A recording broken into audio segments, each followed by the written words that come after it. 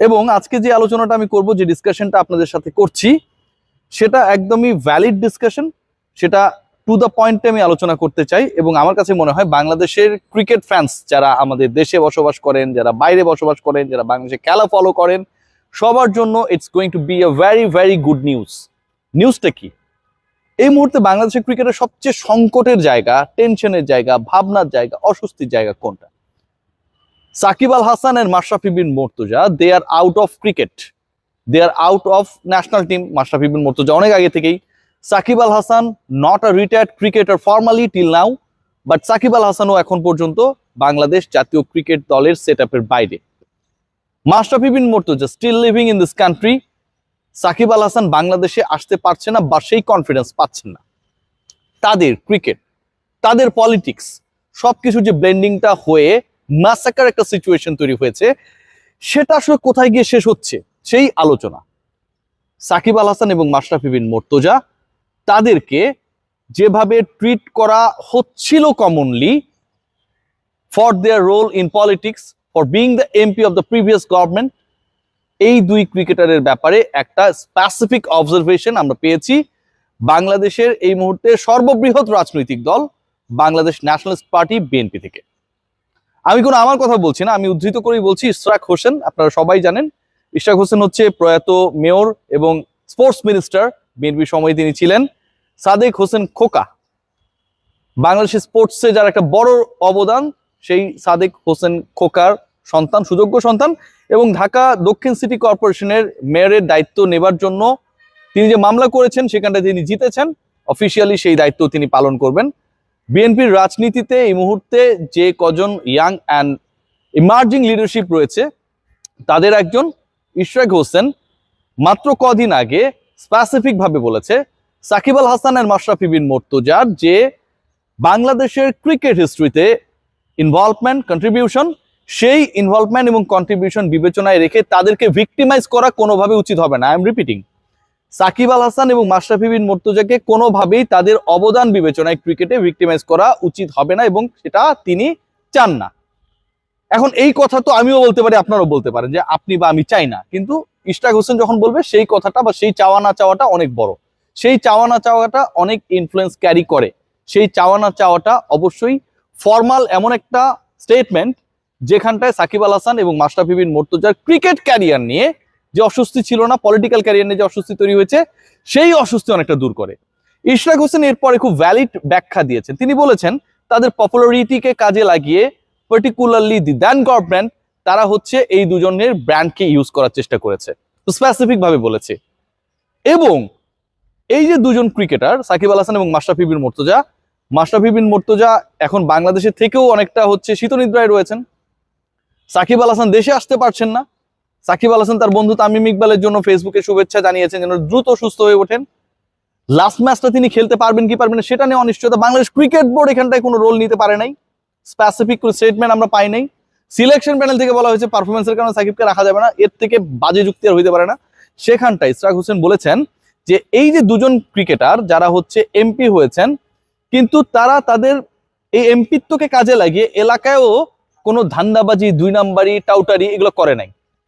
হয়তো আওয়ামী লীগের banner use করে লোকাল লিডারশিপে যারা রয়েছে তারা অনেক কিছু করতে পারে, কিন্তু ইশরাক হোসেনের বক্তব্যটা আরো স্পেসিফিক করি। তিনি বলেছেন আমি যেহেতু মাঠের পলিটিক্স করি, সো মাঠে কি হচ্ছে সেটা আমি জানি। এরকম কোনো ধরনের বড় ধরনের অবজারভেশন, অনিয়ম, বিশৃঙ্খলা, মারপিট করা, দখল করা, চাঁদাবাজি করা, লুটতরাজ করা সাকিব আল হাসান এবং মাশরাফি বিন মুর্তজার ব্যাপারে নেই। কি দাঁড়ালো ভাই?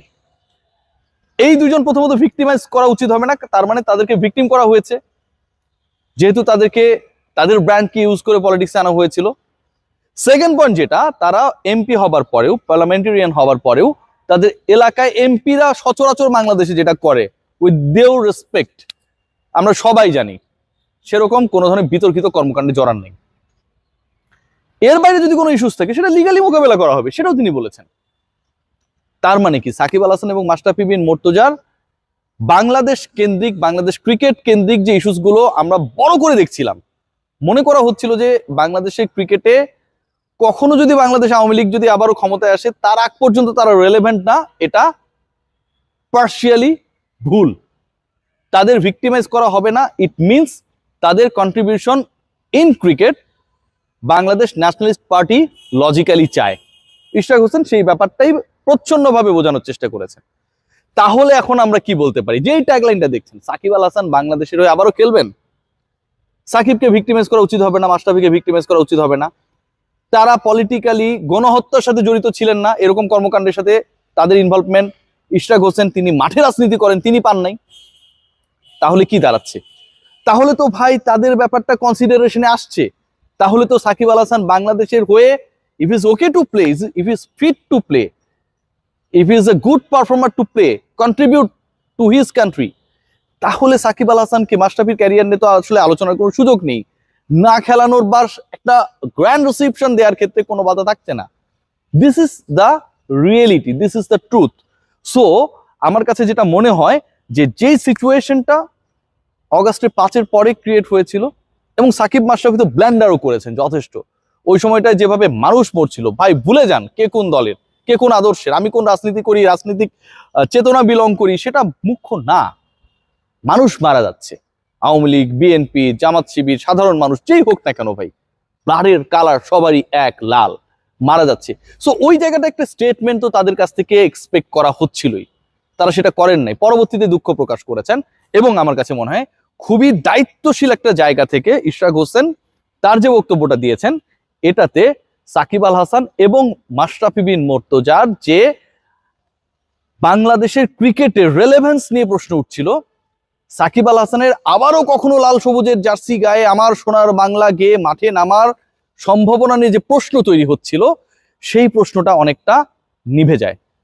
নাও this is the responsibility of Bangladesh cricket board, যে সাকিব আল হাসানের ব্যাপারে তারা একটা positive, gutsy, dominating, logical decision নেবে কি নেবে না for his grand farewell.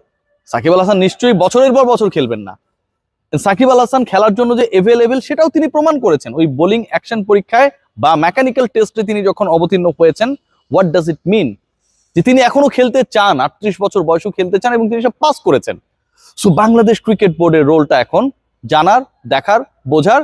Definitely selection panel কিংবা ফারুক আহমেদ তারা কোনো একটা সময় মিডিয়ার সামনে আসবে, আমার সাথে যদি টাইমিংটা বনে আমি এই কোয়েশ্চেনটাই করব যে সাকিব আল হাসান যাই হোক না কেন, পলিটিক্যালি যদি সাকিব আল হাসান খারাপ হয়, বাংলাদেশের সর্ববৃহৎ রাজনৈতিক দলের একজন লিডার, শীর্ষ লিডারদের একজন, তিনি যখন বলছেন যে এটাতে তাদেরকে ভিক্টিমাইজ করা উচিত হবে না, তখন বাংলাদেশ ক্রিকেট বোর্ড, যেটা নিজেই কোনো পলিটিক্যাল অর্গানাইজেশন না, তারা কি সাকিব আল হাসানকে বাংলাদেশের হয়ে খেলা বা বাংলাদেশ থেকে একটা গ্র্যান্ড রিসেপশন দেওয়ার ক্ষেত্রে বাধা হতে পারে? নিশ্চয়ই না। সো আর বলার কিছু নেই, আলোচনা দীর্ঘায়িত করতে চাই না।